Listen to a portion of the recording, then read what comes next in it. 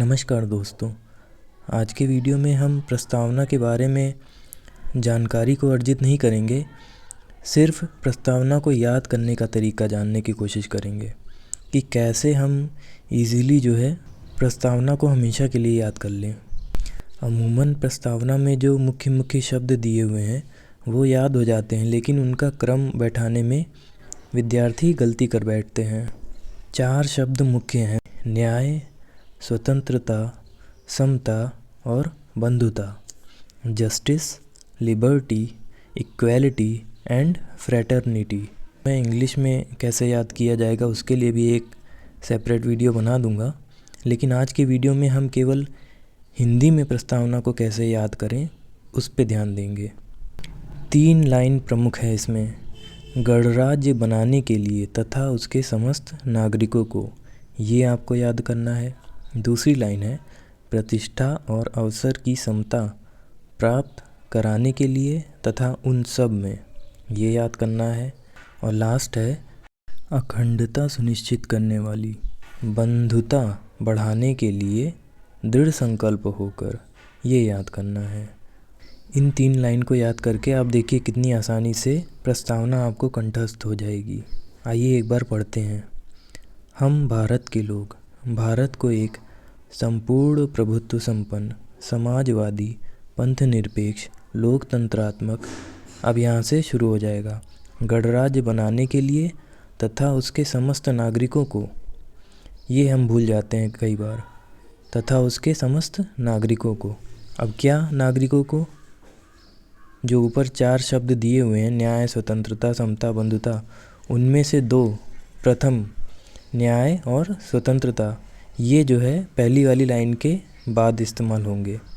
गणराज्य बनाने के लिए तथा उसके समस्त नागरिकों को न्याय और स्वतंत्रता दिलाने के लिए। अब न्याय और स्वतंत्रता कौन कौन सी? देखिए, तथा उसके समस्त नागरिकों को सामाजिक, आर्थिक और राजनीतिक न्याय। फिर क्या है?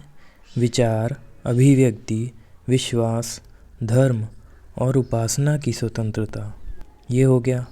अब देखिए उसी के बाद जुड़ जाएगा प्रतिष्ठा और अवसर की समता प्राप्त कराने के लिए तथा उन सब में, व्यक्ति की गरिमा और राष्ट्र की एकता और अखंडता सुनिश्चित करने वाली, बंधुता बढ़ाने के लिए। इसमें देखिए तथा उन सब में के बाद व्यक्ति की गरिमा और राष्ट्र की एकता और अखंडता सुनिश्चित करने वाली, बंधुता बढ़ाने के लिए, ये हो गया। उसके बाद पैरा जुड़ जाएगा, दृढ़ संकल्प होकर अपनी इस संविधान सभा में आज तारीख 26 नवंबर 1949 ईस्वी को एतद द्वारा हियर बाय, इसके लिए मैंने एक अलग वीडियो बनाया हुआ है, उसको आप देख लीजिएगा कि एतद द्वारा या हियर बाय का क्या अर्थ होता है। 26 नवंबर 1949 ईस्वी को एतद द्वारा इस संविधान को अंगीकृत, अधिनियमित और आत्मार्पित करते हैं। Hereby adopt, enact and give to ourselves this constitution. इस संविधान को अंगीकृत, अडॉप्ट, अधिनियमित, इनैक्ट और आत्मार्पित करना, खुद को ही देना, गिव टू आवरसेल्व्स। तो ये तरीका था। आप 3 लाइन इसको कई बार रिवाइज करके पढ़ लीजिएगा। उसके बाद आपको अगर ये 3 लाइन याद हो गई तो आप बाकी उद्देशिका को इन्हीं 3 लाइन के साथ बिठाते हुए बहुत ही आराम से बोल ले जाएंगे।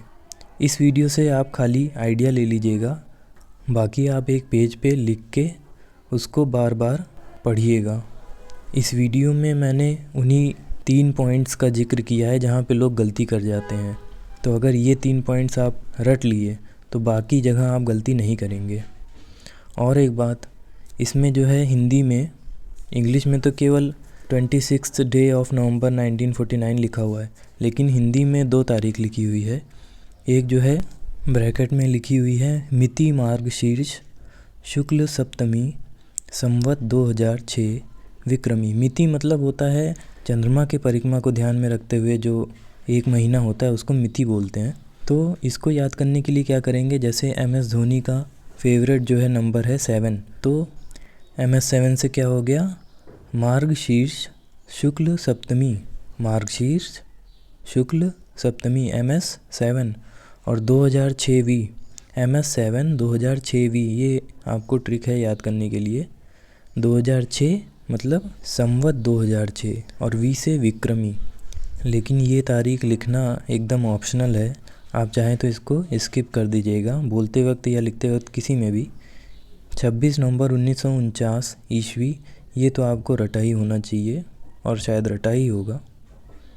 मैं आशा करता हूँ कि ये वीडियो भारतीय संविधान की प्रस्तावना को याद करने के तरीके के लिए आपके लिए मददगार साबित होगा। धन्यवाद।